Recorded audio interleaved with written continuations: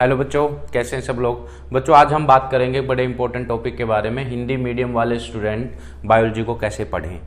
बच्चों जैसे कि मैं ऑब्जर्व करता हूं कि हिंदी मीडियम वाले जो स्टूडेंट होते हैं इंग्लिश मीडियम वाले स्टूडेंट की तुलना में ज़्यादा सिंसियर होते हैं, ज़्यादा मेहनती होते हैं। जी हाँ बच्चों, हिंदी मीडियम वाले स्टूडेंट इंग्लिश मीडियम वालों की तुलना में ज़्यादा सिंसियर होते हैं, ज़्यादा मेहनती होते हैं, ज़्यादा हार्डवर्क करते हैं वो, लेकिन उनके नंबर कम आते हैं। उनके नंबर कम आने का बायो में बहुत बड़ा रीज़न होता है उनकी एक कमजोरी कि वो बायो को हिंदी में पढ़ते हैं। बायो को हिंदी में पढ़ने से अंडरस्टैंडिंग, समझ, कॉन्सेप्ट की कम बनती है। अब बायो को इंग्लिश में क्यों पढ़ें? क्योंकि इंग्लिश में बायो पढ़ना ज्यादा स्कोरिंग होता है। इवन मैंने हिंदी मीडियम के उन स्टूडेंट को ज्यादा नंबर स्कोर करते हुए देखा है जो बायो को इंग्लिश में पढ़ना शुरू करते हैं। क्योंकि बायो को जब हिंदी में पढ़ते हैं तो पहली बात तो समझ ही नहीं बनती हमारी, और दूसरी बात ये जो हिंदी वाली एनसीईआरटी है उसमें सैकड़ों गलतियां हैं।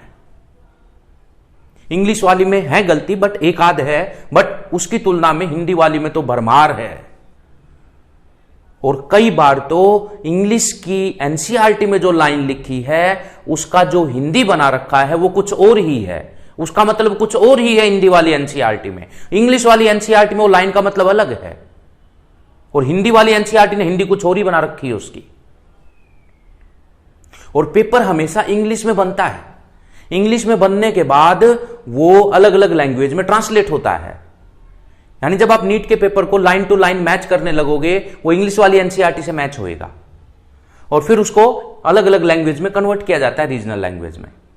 तो ये समस्या सिर्फ हिंदी वाले की नहीं है। जो गुजराती में साइंस पढ़ता है, गुजराती में बायोलॉजी को पढ़ता है, जो तमिल, तेलुगु, कन्नड़ इन रीजनल लैंग्वेज में बायोलॉजी को पढ़ता है, ये समस्या सबके साथ है। अगर नीट बायोलॉजी में अपने को अच्छा स्कोर करना है तो पहले अपने पढ़ने के तरीके को बदलना पड़ेगा। 2 महीने कठिनाई आएगी, नो डाउट आएगी, बट जिंदगी भर प्रॉब्लम नहीं रहेगी। फिर जब हम 11वीं 12वीं में पढ़ते हैं टीचर एडजस्ट कर लेते हैं, चलो आपको इंग्लिश की बजाय हिंदी में आपको पढ़ाया जा रहा है, कोचिंग आप ले रहे हो वहां पे आपको हिंदी में पढ़ाया जा रहा है। मेडिकल कॉलेज का प्रोफेसर नहीं बदलने वाला तुम्हारे लिए, वो इंग्लिश में ही पढ़ाएगा। अगर आप मेडिकल कॉलेज में चले भी जाते हैं तो वहां के प्रोफेसर नहीं बदलने वाले आपके लिए। जो अच्छे ऑथर की किताबें आती हैं सारी इंग्लिश में आती हैं, वो कुछ समझ में नहीं आएगी। इसका मतलब जो फ्यूचर है हिंदी में साइंस पढ़ने का, हिंदी में बायोलॉजी पढ़ने का जो फ्यूचर है, मुझे वो फ्यूचर कुछ ज्यादा अच्छा नजर नहीं आता। वो बच्चा सफर करेगा आगे, मेडिकल कॉलेज में या किसी दूसरे प्रोफेशनल कोर्स में जाएगा, वहां पे जाने के बाद भी वो सफर करेगा। यहां तो चलो टीचर थोड़ी बहुत हेल्प कर देते हैं 11th-12th के लेवल पे, बट उससे आगे ये नहीं हो पाएगा। तो मेरी बात को समझने की कोशिश करो। दुनिया आपके लिए बदलने वाली नहीं है, आपको बदलना पड़ेगा अगर दुनिया के साथ कंधे से कंधा मिला के चलना है तो। नो डाउट मैंने कहा प्रॉब्लम आएंगी, बिल्कुल आएंगी, 2 महीने प्रॉब्लम आएंगी। वो 2 महीने की प्रॉब्लम को झेल जाओ तो आगे दिक्कत नहीं रहेगी कभी भी। तो इसलिए मैं कह रहा हूं कि इंग्लिश में जो बायोलॉजी है वो ज्यादा स्कोरिंग है, कम मिस्टेक है इंग्लिश वाली बायोलॉजी के अंदर हिंदी की तुलना करें तो, और अंडरस्टैंडिंग इसकी ज्यादा बनती है। अब बात आती है कि बच्चे को जो प्रॉब्लम फेस करनी पड़ती है इंग्लिश वाली एनसीईआरटी में, वो पुअर वोकैबुलरी। बच्चे को वर्ड्स जोड़ने भी नहीं आ रहे। हर एक जो वर्ड का मीनिंग उसे चाहिए इंग्लिश की एनसीईआरटी पढ़ते हुए, उसे मीनिंग ही नहीं पता है तो फिर वो इंग्लिश की एनसीईआरटी पढ़ेगा कैसे? ये समस्या उसको आती है। अब इस समस्या का सॉल्यूशन कुछ हद तक मैं करने की कोशिश करूंगा।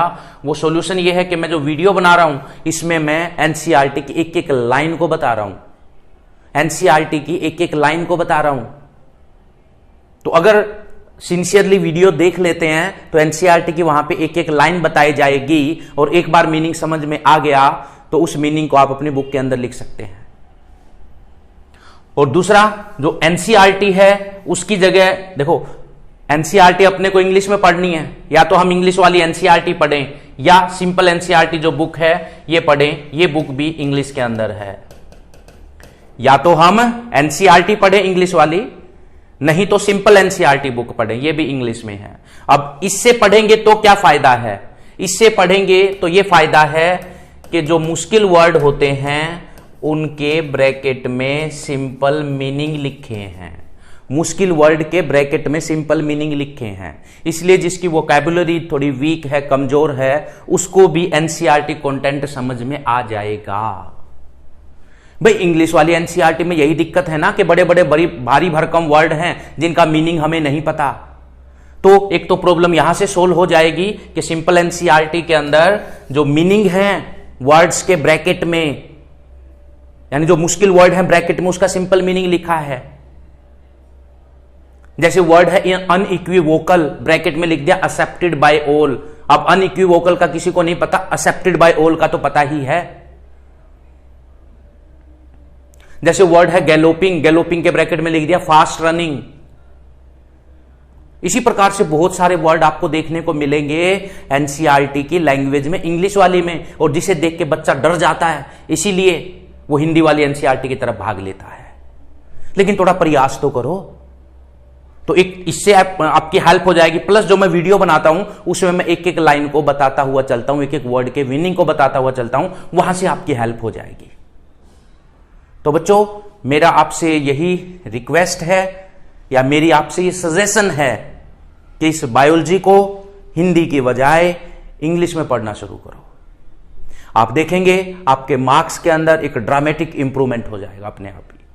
1-2 महीना दिक्कत आएगी, कोई बात नहीं, 1-2 महीना दिक्कत झेल लो, आगे कभी दिक्कत नहीं आएगी। उन दिक्कत को कम करने में 2 चीजें आपकी हेल्प कर सकती हैं कि इंग्लिश में एनसीईआरटी आप पढ़ रहे हो, उसकी जगह आप सिंपल एनसीईआरटी पढ़ लो, उसमें मीनिंग लिखे होने के कारण समझ में आने के चांस बढ़ जाएंगे। प्लस वीडियो देख लो अगर दिक्कत आती है तो। ठीक है बच्चों, तो उम्मीद है शायद आपको मेरी बात समझ में आई होगी। एनीवे बच्चों, टेक केयर, बाय बाय।